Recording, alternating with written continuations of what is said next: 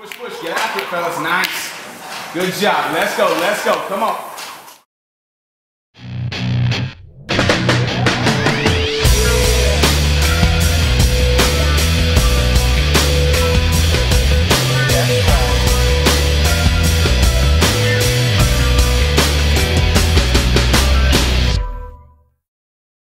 Hey everybody, welcome to Icon Sports Alliance. This is Charles Dow, here to share a little bit about one of the training equipment you utilize here a lot with the riders. It's easy, you go ahead and pick up over at your local sporting goods store. It's called the Bosu ball.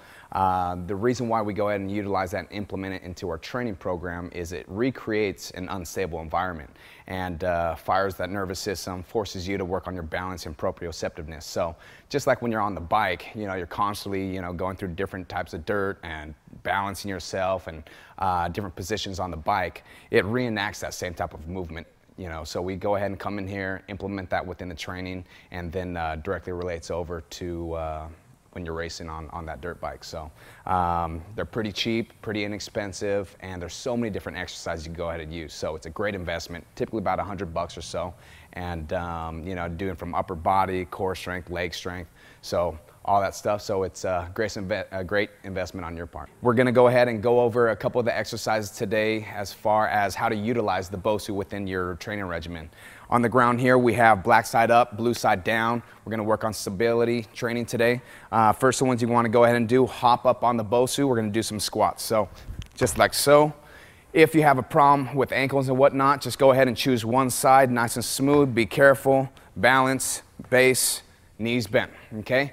Knees bent, lock those heels in, navel in tight, shoulders back, chest up, chin up, and go ahead, nice and smooth, sitting that butt back, boom, right to where your femur is parallel to the ground. Pressing through those heels, tighten those glutes, nice and smooth. So you can go ahead and get a little dynamic with it using dumbbells, kettlebells, a lot of different exercises you can go ahead and utilize. One of the ones that we like to use best, first progression is just a regular squat.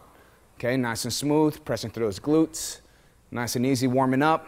After that, we can go ahead and do bottom squats, okay? So halfway down, 3/4 way up, nice and smooth. And yes, you will feel that burn, and after a while, your legs are gonna go and shake. But that's training your nervous system to go ahead and react. So that way, when you're on the bike, going through something like the whoop section, you're dialed in. So when utilizing the squats on a Bosu, it directly reflects in your riding when you're going through the whoop section, having to stand, having to transition, squeezing the bike, really helps out with a lot of leg strength. So definitely key to building legs when riding the bike. Don't overestimate what types of benefits you can reap from it. I know it's very easy, something small device, but extremely beneficial for riding. One of the other exercises we like to implement using the Bosu ball is push-ups. First one you can go ahead and utilize, first progression, feet wide, hands on the side of the Bosu ball, like so.